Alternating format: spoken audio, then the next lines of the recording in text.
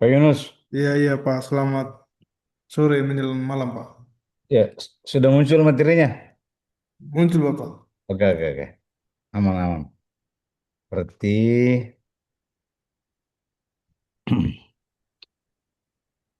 kita ke pertemuan kelima ya ini malam ya.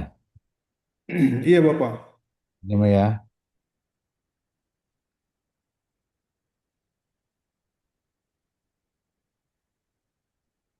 Oh ya,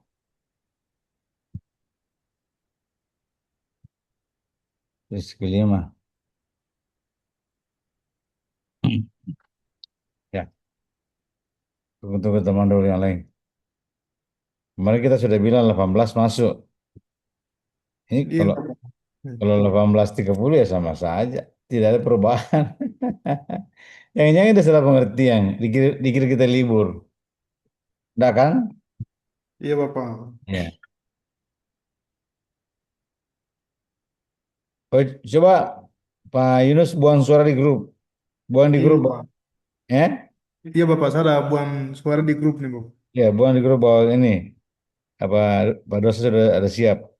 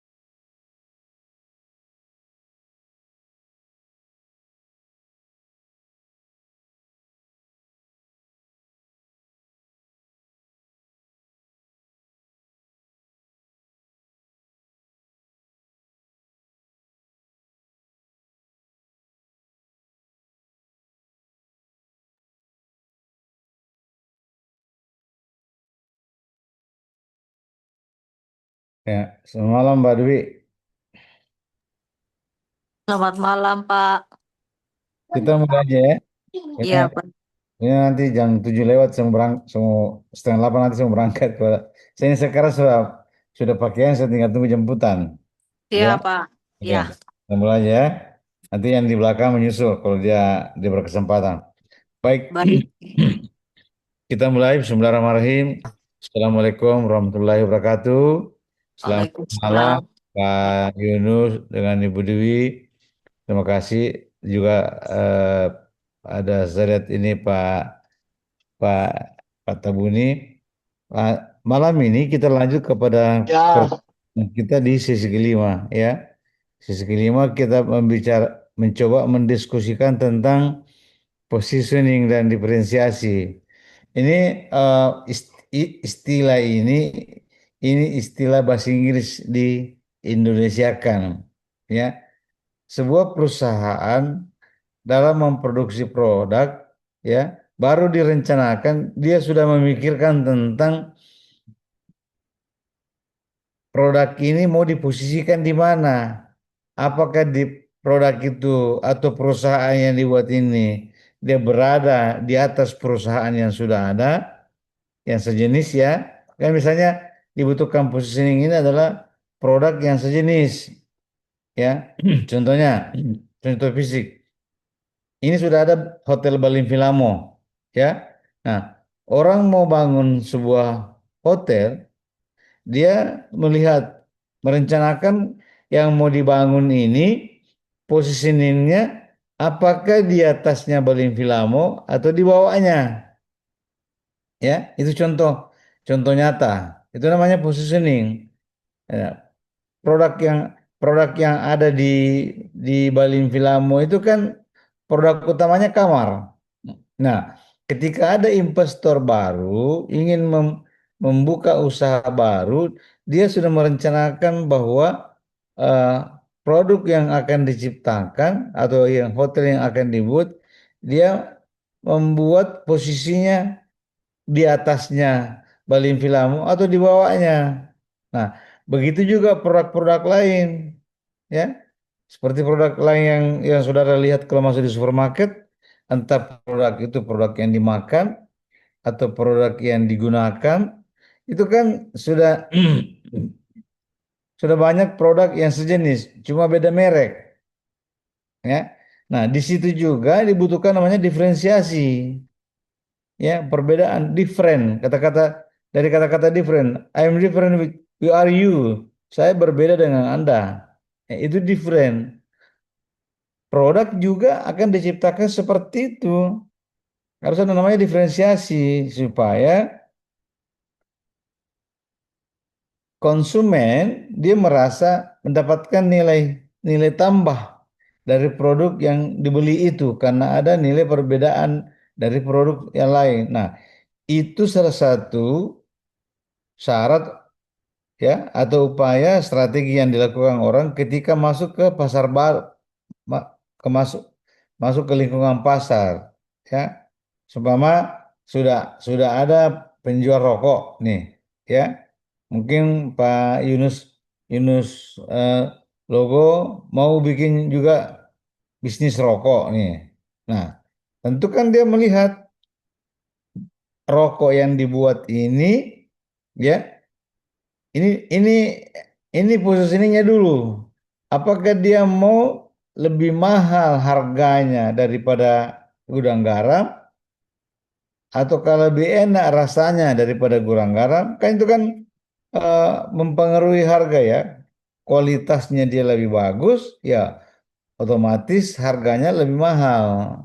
Seperti itu. Nah, ataukah dibawanya gudang garam, ya rasanya dibawa gudang garam, harganya juga dibawa gudang garam. Itu kalau kita bicara bicara positioning. Nah, sama dengan sama dengan saudara-saudara. Kalau saudara di kantor, satu kantor itu se- seumpama ada sekitar 20 orang. Nah, Anda boleh memposisikan diri. Anda sebenarnya di dari sisi kemampuan ya. Nih, supaya kemampuan saudara di level mana, di bawahnya ke 20 orang itu atau di atasnya. Itu itu namanya positioning. Jadi positioning ini bukan cuma eh, diimplementasikan di sebuah produk, tapi pada diri kita juga di dalam bekerja itu bisa digunakan ya. Karena ya ada teman kerja lain. Jadi bisa diimplementasikan di diri kita, bukan cuma di produk, ya, seperti itu. Nah, itu tentang positioning. Nah, juga demi tentang diferensiasi. Jadi kalau ada yang kurang jelas tentang positioning ini, saya sampaikan ya. Jadi bisa produk apa saja, mau produk barang atau mau produk jasa, ya, itu positioning penting supaya kita bisa mengukur diri. Kalau bahasa bahasa daerahnya ya tahu diri lah. Nah, tahu diri itu yang bagaimana? Kita di atasnya orang atau di bawahnya orang? Kan bermasalah kalau kemampuan kita pas-pasan seumpama terus kita mau di atas orang, ya, di atas kita punya kemampuan di bawah rata-rata. Sementara mau bersaing dengan orang yang di atas rata-rata, kan nggak bisa, ya. Nah, itu dari sisi positioning, jadi baik barang dan jasa, ya,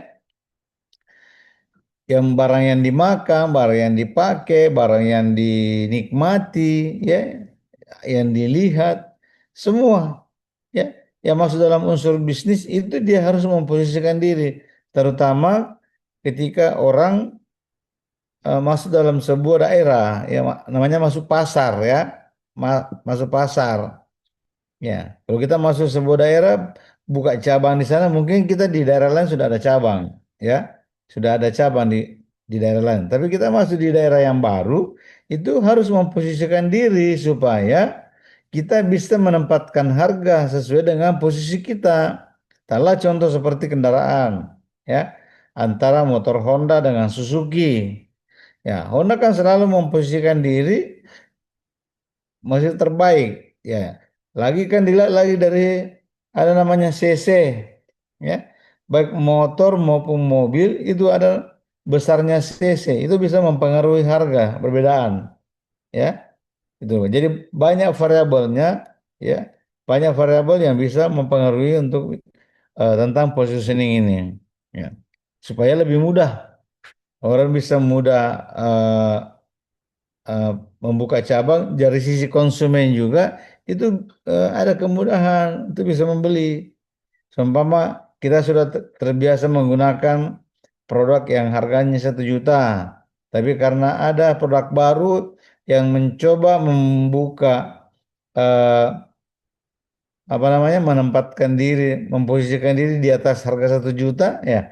Terus kita sebagai konsumen juga mungkin menggrid diri, menaikkan level seumpama, ya, sehingga mencoba masuk di pasar itu, ya, masuk ke harga di atas 1 juta, padahal sebenarnya yang dikonsumsi sebelumnya itu sama, ya, gitu. Nah, juga tentang diferensiasi, ya, ini diferensiasi produk.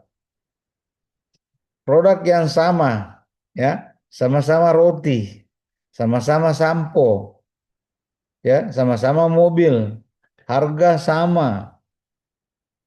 Nah, penggunaannya semua sama.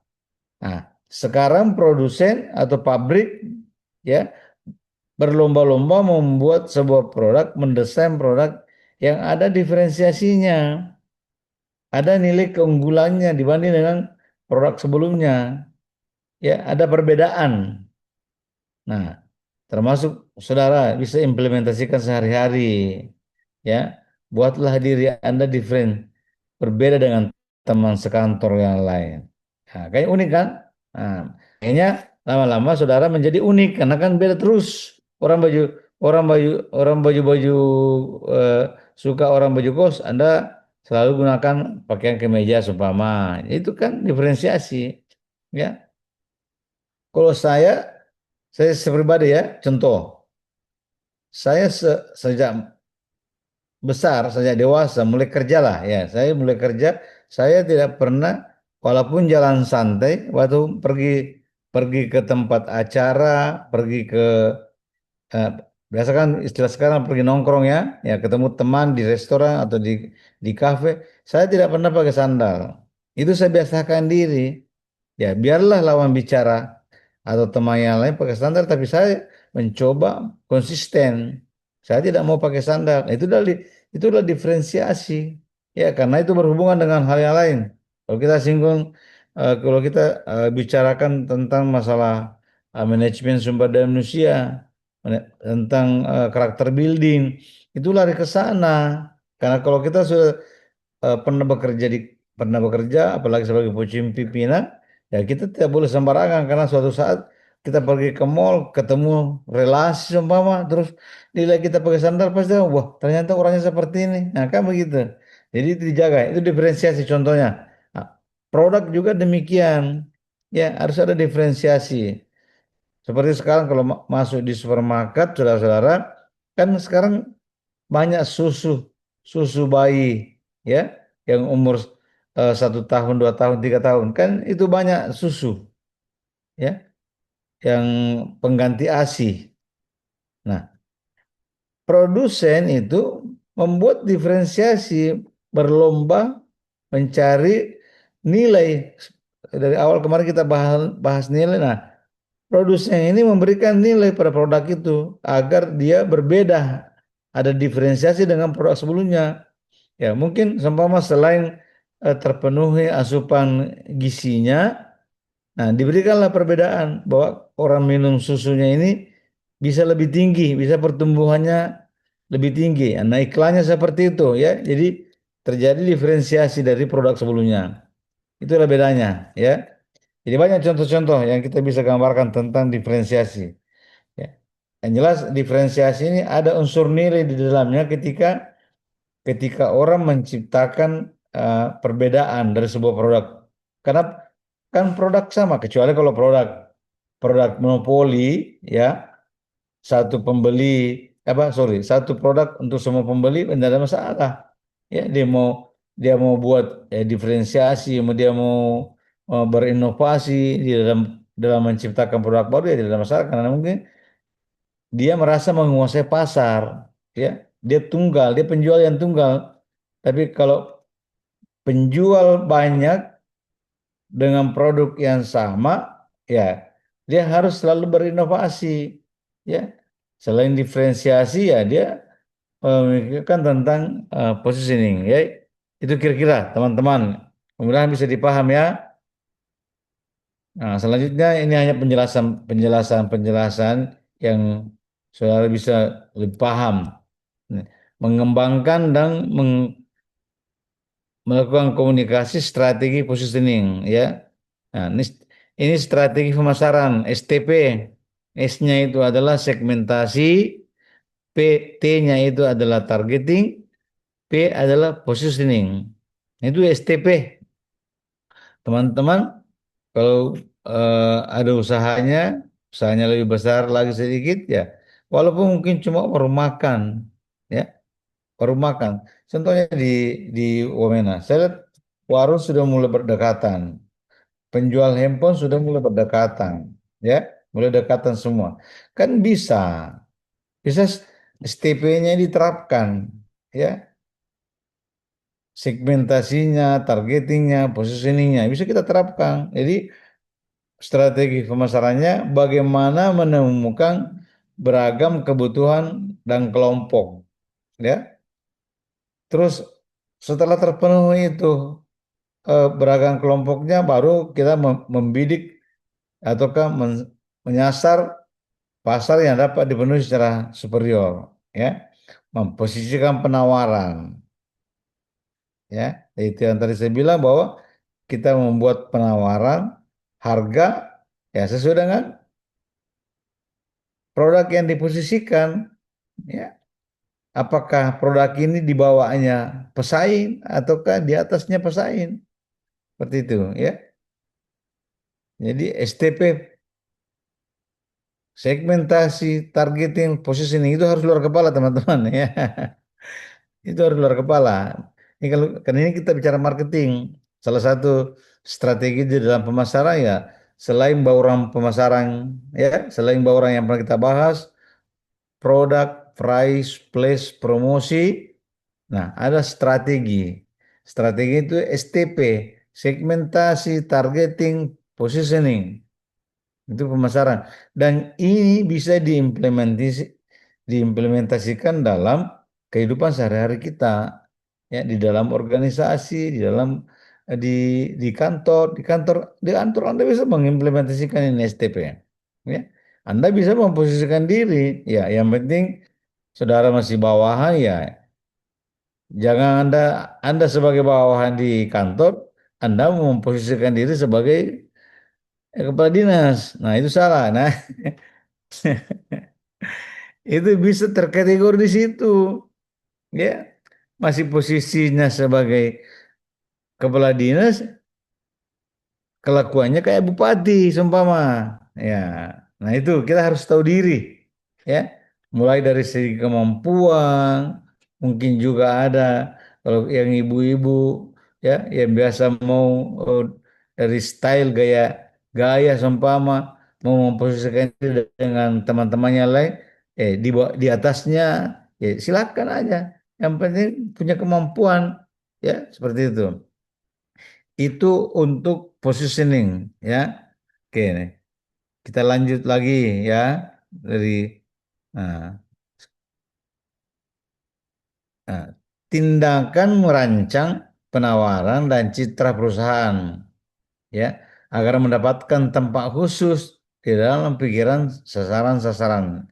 Jadi yang seperti tadi saya bilang bahwa positioning ini, ya, memposisikan penawaran baik dari segi harga maupun kualitas, ya, dari produk yang akan ditawarkan. Nah, itu kalau bicara produk. Tapi kalau orang sekali bicara secara organisasi, contoh, taruhlah lembaga, kita berbicara antara lembaga seperti lembaga perbankan. Nah, di Wamena itu, kalau saya lihat sudah ada Bank Mandiri, ya, ada BNI, ada BRI, ada Bank Papua. Nah, semuanya ini berlomba memposisikan diri, baik dari suku bunga, dari segi layanan, itu dia memposisikan diri. Terus fitur-fitur produk yang ditawarkan kepada masyarakat bisa jadi lebih tinggi positioningnya Bank Mandiri dibanding dengan Bank Papua. Bank, Bank Papua ini mm, dia juga memposisikan diri di bawahnya Bank Papua, ya. Termasuk BRI pun juga masih di bawah Bank Mandiri. Nah, tergantung alat ya alat yang digunakan dalam melayani masyarakat, ya. Nah, suku bunga, ya suku pinjaman itu juga di, ditetapkan. Bisa jadi sebenarnya, oh, kalau di Bank Mandiri bunganya sekian, ya tinggi, karena dia eh, mungkin ada faktor lain yang lebih diferensiasi sehingga orang lebih cenderung ke sana, ya seperti itu. Jadi banyak banyak aspek-aspek lain, ya kalau orang menentukan positioning, ya banyak bisa dilihat dari harga, dari kualitas, atau dari segi distribusi, ya ada distribusi, seluruh distribusinya bisa dilihat sehingga mampu memposisikan diri. Itu ya tujuannya, menempatkan merek, ya Bapak tahu merek, ya dalam pikiran konsumen untuk memaksimalkan manfaat potensial bagi perusahaan. Merek ini penting, Pak. Semua yang kita pakai baju ini ada mereknya, ya. Ada merek kan, Pak? Ya. Baju dalam kan terkenal, terkenal krokodil seumpama atau apa. Itu baju dalam, ya. Sepatu, tas, semua mulai dari ujung kaki sampai ujung rambut itu semua punya merek, dan merek itulah yang biasa selalu orang posisikan, ya, dengan merek-merek tertentu. Seperti ini, saya pakai jam seumpama. Jam saya ini mirip jam mahal, padahal ini bukan jam mahal, ini jam murah, ya. Tapi modelnya ini mirip jam ya, mirip jam yang 250 juta, ya, mirip jam Rolex, padahal bukan Rolex. Ini hanya sekitar 3 jutaan, ya. Nah, ini merek, ya, ini tapi menyerupai. Ini mirip Rolex, tapi bukan Rolex. Itu. Itu merek. Mungkin teman-teman yang lain sana ada apa fanatik dengan sepatu merek tertentu, ya. Seperti kalau laki-laki kan sekarang lagi di mall ini kan banyak nih sepatu nih, ya. Ada merek apa nih ya, masih eh, menengah ke bawah, ya. Dia masih bisa ambil karena merek itu dia bisa tentukan kelas, ya. Memang khusus menengah, tidak ada cerita menengah ke atas. Pokoknya memang kelas menengah. Seperti kalau ada sepatu, ya, sepatu ini sepatu LV mereknya, ya, ada gambar LV, ya. Kalau aslinya itu mahal, tapi banyak beredar dijual yang masih 2 jutaan lebih.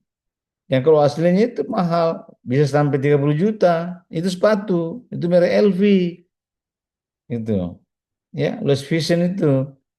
Itu sepatu kalau sepatu laki-laki. Nah, juga perempuan, ya. Nah, merek ini diposisikan jadi memang apa dengan sendirinya tersaring pelanggan. Oh, ini merek LV, berarti sih mahal. Oh, ini merek Gucci. Nah, itu sudah tahu, oh masih menengah sedikit. Oh, ini merek apa? Kalau perempuan kan tasnya tas Hermes, ya. Ada tas Charles Kidd apa? Itu perempuan punya tas. Saya kalau ke mall, ya, saya suka masuk ke mall. Itu saya ambil bahan materi. Saya tidak sekedar jalan, saya jalan, terus saya tanya. Oh, saya lihat merek, ini merek apa? Oh, ini. Oh, berarti ini memang untuk menengah ke atas. Dan itu pelanggannya tidak banyak, ya, tidak banyak. Jadi dia memang dengan tersendirinya pelanggannya tersaring karena positioning tadi merek itu, ya. Jadi menempatkan merek dalam pikiran konsumen. Oh, kalau merek begini pasti harganya mahal begini. Kalau merek begini, oh ini masih terjangkau. Kalau merek yang dibawa, ya ada tempatnya. Jadi dengan menempatkan merek, selain memposisikan produk, dia juga mendapatkan kemudahan buat konsumen. Jadi konsumen kalau masuk ke mall tinggal bertanya sama security, di mana outlet ini, merek ini. Dia arahkan. Jadi enggak capek kita jalan, ya. Kalau yang umum lagi-lagi muka seumpama kita pakai jam tangan gas, oh kita keliling. Nah, saya mau cari gas ataukah jam tangan yang biasa. Nah, kan ada juga seperti itu, ya. Nah, itu gunanya, ya, gunanya merek ini. Jadi menempatkan merek, ya, dalam pikiran konsumen. Itu menyangkut masalah positioning, ya. Oke. Ini contoh, tapi ini terlalu kecil. Nanti nanti Bapak lihat, saya mata belum nih, nggak bisa lihat. Ya, ini contoh tentang posisi nilai, ya, yang ada hubungannya dengan positioning. Oke, kita lanjut. Nah, ini bagaimana mengembangkan strategi positioning, ya. Ini. Pertama, penentuan keanggotaan atau kategori. Itu dengan sendirinya membentuk kelompok pasar, ya. Dari merek tertentu itu dengan terjadi kelompok pasar. Jadi dia membentuk pembeli, ya. Sorry, mendefinisikan asosiasi atau titik perbedaan, ya, dan asosiasi titik paritas, ya. POP dengan POD, itu dengan tepat.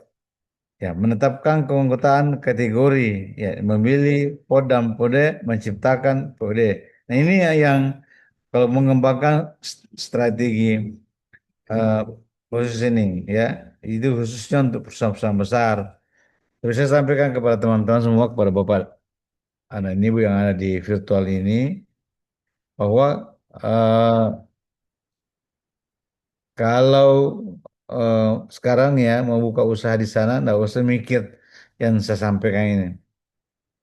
Ya, nggak usah, nggak usah, nggak usah berpedoman ke STP, ya. Pokoknya mulai aja dulu. Nanti ini khusus untuk perusahaan besar yang berskala besar, investasi besar, ya. Kalau di yang mungkin ratusan eh, miliar, puluhan miliar modalnya, ya. Tapi kalau usaha rumahan, buat aja dulu, ya. Nanti berkembang usahanya, baru memulai memikirkan tentang ya. Jadi kelola aja dulu secara manajemen keluarga namanya, ya, manajemen keluarga. Nanti kalau usahanya besar sudah menjadi sudah miliaran asetnya seumpama, ya, modal yang digunakan, alat-alat yang digunakan sudah miliaran investasinya, ya, baru mulai memikirkan tentang manajemen pengelolaan, ya. Jangan sampai gara-gara saya kasih materi pemasaran begini, Anda mikir, wah ini ternyata jadi buat usaha jadi susah, ya kan? Nah, tidak usah begitu. Ya. Ini strategi positioning keanggotaan kategori. Jadi keanggotaan kategori itu produk atau sekumpulan produk, ya, dengan mana merek bersaing yang berfungsi sebagai pengganti yang dekat, ya. Kita kan biasanya fanatik dengan merek, tak? Fanatik dengan merek. Nah, andai kan produk itu tidak ada, tentu kan kita cari produk lain sebagai produk pengganti namanya. Seperti itu. Itu kan cari yang kualitasnya yang tidak terlalu jauh, ter- tidak terlalu jauh beda, ya, dengan dengan produk yang atau merek tertentu yang biasa kita gunakan. Jadi ini terkait dengan masalah persaingan dalam merek, ya. Kalau saya biasa kalau ke jalan ke mall, taruhlah seperti handphone, ya. Itu kan sekarang handphone kan bersaing ketat, ya. Handphone Samsung, handphone Vivo, ada Oppo, ada eh, sudah ada Androidnya BlackBerry, tapi yang eh, iPhone juga, tapi yang masih menguasai eh, pasar, yang namanya market share ya, yang menguasai di pasaran itu merek Samsung. Dengan merek Samsung ini dia menciptakan dengan berbagai berbagai kriteria. Bayangkan, ini yang membiasa ya. Penggunaannya ini dengan penggunaannya ini ya, mana kelihatan nggak? Nah, mana kelihatan ini. Penggunaannya ini dengan penggunaannya ini sama ya, tapi harga berbeda. Nah, itulah namanya produsen membuat sebuah merek karena sudah disukai orang ya, sudah fanatik. Nah, dibikin diversifikasi produk ya, dibikin dibikin diversifikasi namanya, perluasan produk. Jadi produk itu tidak satu macam. Produk dibuat dengan berbagai macam produk. Tentu fiturnya berbeda. Nah, dikasih konsumen memilih butuh yang mana. Karena kebutuhan orang kan berbeda. Ya, saya butuh handphone ini karena saya mau gunakan begini. Ya, mungkin mungkin orang lain bilang saya tidak butuh itu. Ya, akhirnya dibeli dibelilah yang dibutuhkan. Jadi jadi produsen menciptakan berbagai macam produk itu untuk dipilih sebagai pilihannya konsumen ya, agar jangan dia pindah ke merek lain ya, karena kan orang beli barang beli barang itu terkadang dia hanya melihat merek, dia tidak tanya ini kenapa kenapa, pokoknya mereknya begitu. Nah, itu namanya orang yang sudah fanatik dengan merek ya. Kalau sudah fanatik dengan merek, orang tak dia tidak akan terlalu rewel karena dia sudah fanatik, sudah terbiasa dengan merek itu. Gitu ya. Ya. Ada juga pendekatan umum ya. Jadi memberitahu konsumen tentang keanggotaan merek sebelum menyatakan titik perbedaan ya. Jadi mengumumkan manfaat kategorinya, membandingkan dengan contoh ya, bergantung pada penggambar produk. Nah, itu semua harus clear kepada konsumen. Sekarang ini eranya era transparansi ya, era kejujuran. Tidak ada produsen yang menyembunyikan tentang produknya. Ya, itu harus jelas, harus clear ya, dijelaskan kepada masyarakat ketika produk itu sebelum terjadi pembelian ya. Karena diharapkan kontinuitasnya tidak tidak dia tidak diinginkan bahwa beli sekarang that's all selesai. Ya diharapkan lagi membeli di perusahaannya kita ya. Jadi berkesinambungan berkesinambungannya yang diharapkan ya, sehingga eh, disampaikan kepada masyarakat. Biasa kan orang ini pasang spanduk apa tentang manfaat produk segala macam. Itu semua tujuannya ya, supaya produk itu lebih dikenal ya, produk itu lebih dicintai orang, lebih disukai karena dia rangsangan rangsangan masyarakat, dia sudah dia sudah terima baik ya tentang apa yang disampaikan. Nah, itu semua kegiatan marketing ya. Ini sebenarnya marketing ini banyak singgung masalah hubungan hubungan ini hubungan emosinya orang ya, bukan emosi.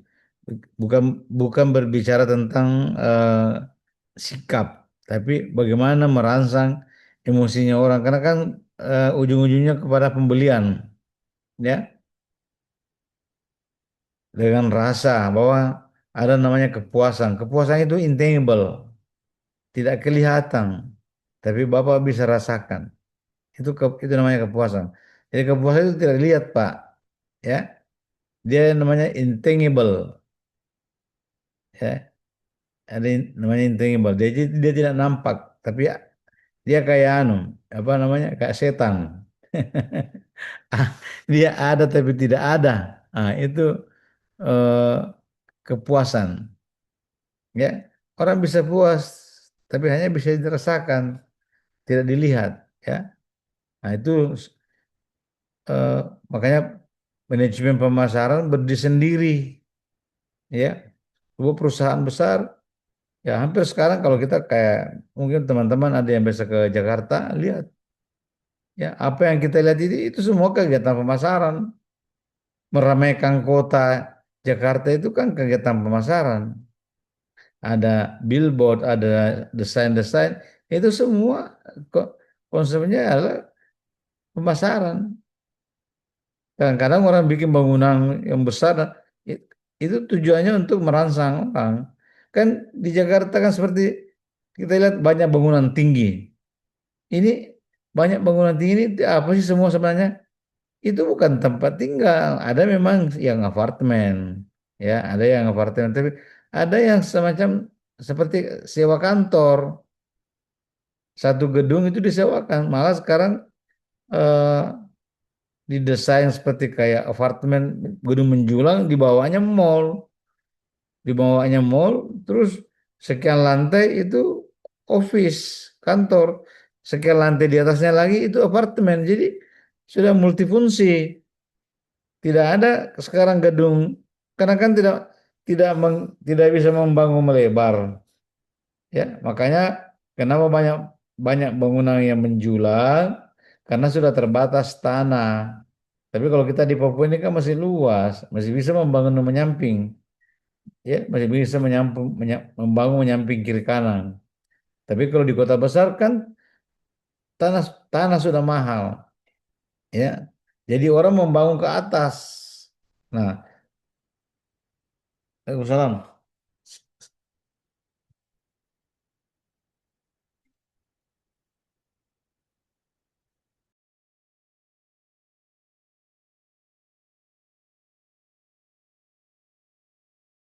Sebentar, sebentar. Saya ada tamu. Bentar, bentar.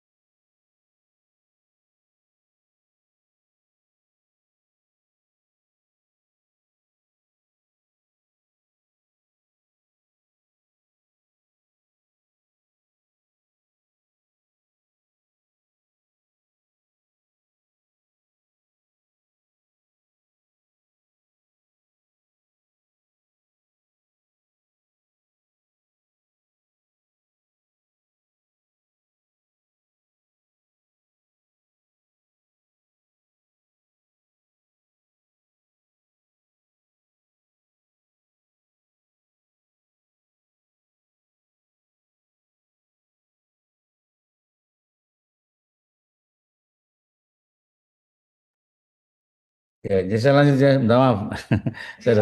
Saya, sudah ada jemputan. Jadi nah, sedikit lagi ya. Nah, jadi pendekatan umum bagaimana mengumumkan manfaat, ya, dari produk yang akan ditawarkan. Jadi sekarang ini eranya tidak ada lagi istilah produsen menyembunyikan, ya. Kalau dia tidak bisa jujur, ya, dia tidak bisa berkesinambungan usahanya, ya. Makanya kalau orang berbisnis yang ada unsur ilegalnya itu tidak lama. Karena sekarang kan cepat sekali, masalah informasi kan cepat, ya, sangat cepat informasi.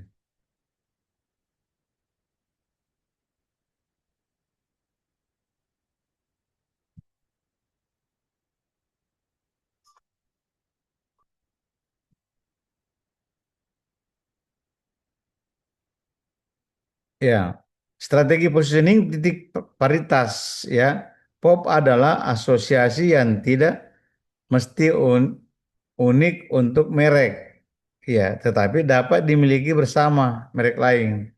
Tuh, titik paritas kategori asosiasi yang dipandang esensial oleh konsumen untuk penawaran sah dan kredibel, ya, untuk produk atau jasa tertentu. Tuh. Jadi, titik paritas kompetitif adalah asosiasi yang dirancang untuk menegaskan titik perbedaan pesaing. Seperti itu. Memang eh, yang namanya perusahaan, ya, dia sudah harus menerima konsekuensi bahwa eh, produk yang diciptakan ini itu sudah ada pesaingnya, ya. Ada produsen lain yang menciptakan produk itu, sehingga sangat menjaga yang namanya kualitas, ya. Makanya pendekatan-pendekatan yang digunakan, ya. Jadi eh, tentang strategi positioning itu dia sudah harus ukur kemampuan dia berada di posisi mana, ya.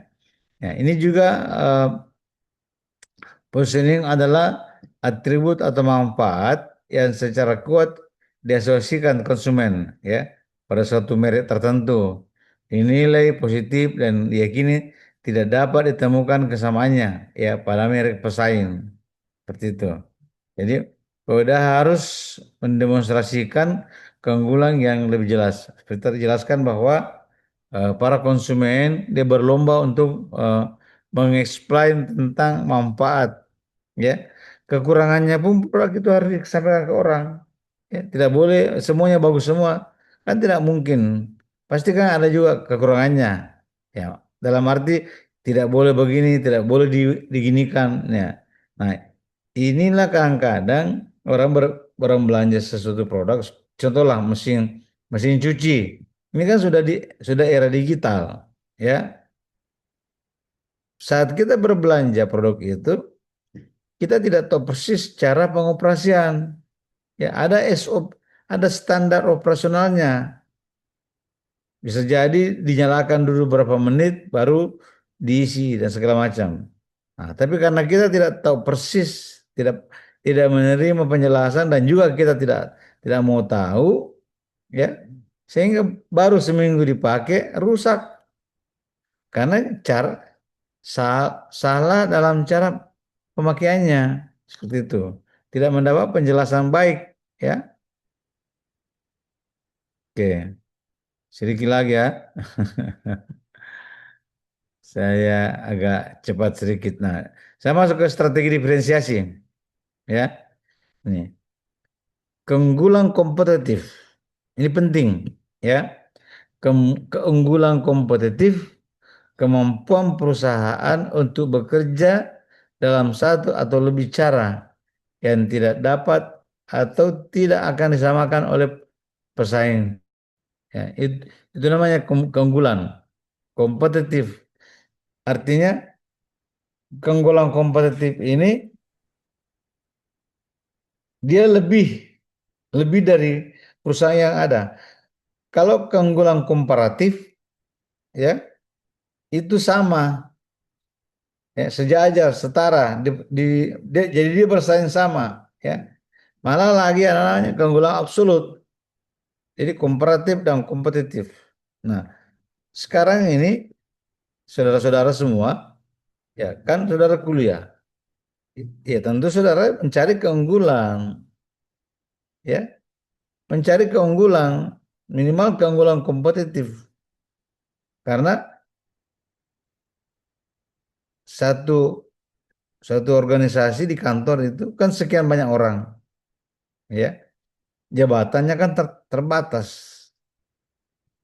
Ya, kepala kepala dinas cuma satu, kepala bidang cuma berapa, tergantung dari bidangnya berapa, kepala seksi berapa, masih banyak orang. Nah, itulah bagian-bagian itu nanti akan menjadi di, di di apa namanya, kita bersaing, kita secara keunggulan kompetitif yang mana yang punya kemampuan keunggulan bisa menduduki jabatan itu, ya. Begitu juga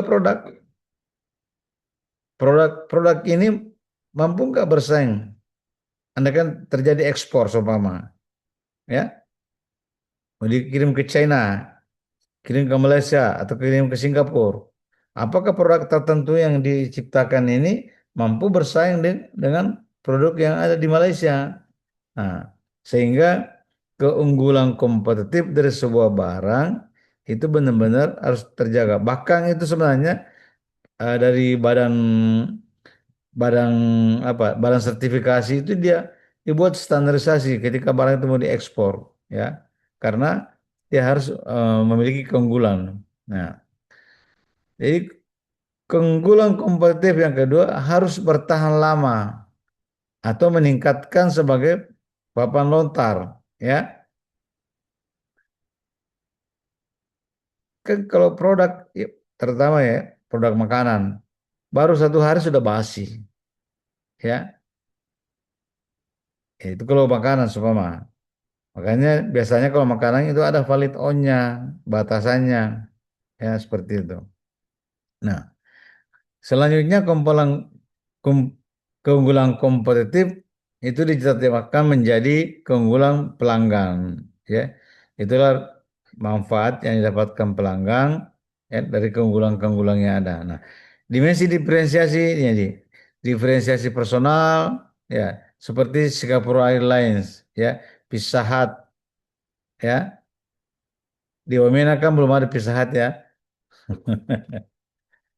Itu diferensiasi kayak seperti naik pesawat Singapore Airlines, ya. Itu dia punya perbedaan dengan penerbangan lain, ya. Seperti hotel, ada Hyatt Regency, oh itu bintang 5, ya. Rokok rokok Marlboro dengan rokok-rokok lain, kan mungkin rasanya beda, ya. Nah, itu diferensiasi. Jadi itu eh, apa ya? mendif mem- membuat citranya itu yang berbeda, ya, seperti rokok Marlboro contoh itu kan suku terkenal seluruh dunia tahu Marlboro, ya. Ada yang suka yang rasanya halus dihisap, itu citra Marlboro. Nah, kalau hotel itu terkenal citranya itu Hyatt Regency, belum ada di sini. Di Papua tidak ada, apalagi di Wamena, ya, itu hanya ada di Jakarta di Bundaran HI, ya, dekatnya Hotel Indonesia, di situ ada Hyatt Regency. Itu citra yang dibangun seperti itu, ya. Jadi ada diferensiasi personal, ya, seperti kita naik pesawat, ya, saya mau naik pesawat eh, Singapore Air, ya, bukan Lion Air ataukah Trigana. Nah, itu kan personal diferensiasi, ya. Atau makan di warung kaki lima dengan makan di Pizza Hut, kan beda, ya. Walaupun mungkin makanan Pizza Hut, kalau saya tidak terlalu suka, tapi ketika duduk makan di situ kan gengsinya lain. Nah, itu diferensiasi personal, ya. Jadi ada diferensiasi personal, ada diferensiasi saluran. Oke, baik, kita agak cepat-cepat, ya, karena saya punya pandang yang sudah dijemput. Ya, siklus. Nah, ini namanya siklus hidup produk, ya. Siklus hidup produk. Jadi produk itu yang diciptakan ada siklusnya. Ada namanya masa apa ini introduction, diperkenalkan, ya. Jadi kalau saudara buat bisnis, jangan langsung mau dewasa, diperkenalkan dulu itu produk, ya. Makanya butuh promosi. Semua perusahaan melakukan promosi karena siklus produknya itu namanya introduction, memperkenalkan. Nah, tergantung produknya. Kalau memang supaya produknya butuh 1 tahun untuk masa introduction, ya 1 tahun itu masa promosi, ya. Baru masa growth, pertumbuhan, ya. Nah, setelah tumbuh mayority, masa kedewasaan, seperti itu. Nah, yang biasa orang yang salah, baru masa pertumbuhan dia sudah menikmati hasil, jadi tidak berkepanjangan usahanya, ya, seperti itu. Oke, itulah ini namanya cycle produk. Bisa juga perusahaan, ya, ya, jadi life cycle produk bisa di dibuat urutannya seperti ini. Jadi diperkenalkan dulu, baru tumbuh, baru dewasa, ya. Oke. Nah, ini siklus hidup gaya. Mau nih, ya. Itu nanti bisa dibaca-baca, dikirim, dilihat. Nah, ini eh, Strategi pemasaran untuk pengenalan keunggulan pelopor. Ya, nanti Pak silakan. Saya sudah karena sudah saya dijemput, jadi saya tinggal Bapak bisa baca-baca ini. Ya, yang jelas, yang intinya bahwa uh, positioning itu menempatkan perusahaan atau ke produk entah di atasnya perusahaan yang ada atau pesaing yang ada atau di bawahnya. Itu namanya positioning, ya. Kalau diferensiasi, bagaimana membuat perbedaan dari produk itu, ada nilai, ya, ada nilai yang diciptakan pabrik atau produsen sehingga sehingga produk ini terasa beda, entah itu rasa, ya, berbeda dengan produk lain ataukah manfaatnya yang beda, seperti itu. Sehingga diferensiasinya ini penting, ya. Nah, kita bisa implementasikan eh, dalam kehidupan sehari-hari. Tidak, saya bilang saudara di kantor bisa membuat perbedaan, ya, sesama teman kantor, ya, kira-kira seperti itu, supaya eh, bisa masuk di dalam eh, keunggulan, bersaing, kompetitif, ya. Oke. Nah, ini semua strategi-strategi pemasaran yang Bapak bisa baca-baca, penyusunan secara selektif, bagaimana memperkuat investasi, menambahkan nilai pada penawaran awal, ya. Saya kira demikian, karena saya maaf ya, ada acara nanti minggu depan kita bahas sedikit lagi tentang model perilaku, ya, perilaku konsumen dan karakteristik yang mempengaruhinya, ya. Karena perilakunya juga penting. Seperti saya sampaikan kemarin, yang mempengaruhi perilaku konsumen itu pendapatan per kapita. Meningkatnya pendapatan, meningkat perilaku. Ya, yang tadinya cuma mungkin makan Indomie, tapi karena sudah mulai banyak gaji, ya makan daging, makan ikan, seperti itu. Terus ada hari-hari besar, ada kemasyarakat kebudayaan, ada festival-festival budaya. Itu semua mempengaruhi tentang perilaku konsumen, ya. Oke, baik Pak Tulus, Pak Yunus, Pak Yunus Logo, coba aktifkan audionya. Iya Pak. Baik, Ibu Ketua Kelas, Ibu Nika. Selamat Ibu, malam, Pak. Ibu Nika kemarin mana dia? 2 hari saya tidak ikut Zoom karena di luar dari Wamena, Bapak. Tidak ada tempat situ, tidak ada jaringan. Tidak masalah ya. Oke, tidak apa-apa. Iya. Bisa dibaca-baca di grup. Nanti saya share di grup, ya. Itu yang saya bilang, saudara terbaca-baca kalau sempat baca, tapi kalau tidak sempat baca tidak apa-apa. Sini, Kalau ada sini, hal sini. Kembalinya ada. kalau ada hal yang ingin ditanyakan, nanti tinggal di japri di Ini nih, kasih. Kasih kakak nih. Ini nih. Baik, saya kira demikian. Terima kasih banyak, ya, atas perhatiannya.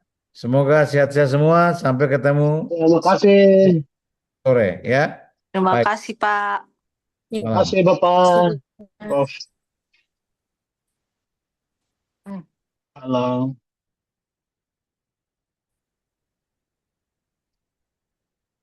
Ya, selamat malam juga teman-teman. Malam semua. Selamat malam. Bye. Bye, see Dah. you. Selamat. Wah, Wah, wah. wah, wah. Yo, Pak Logo. Pak Mami. Ertan, selamat malam. Keluar cepat-cepat sekali. Yo, dah.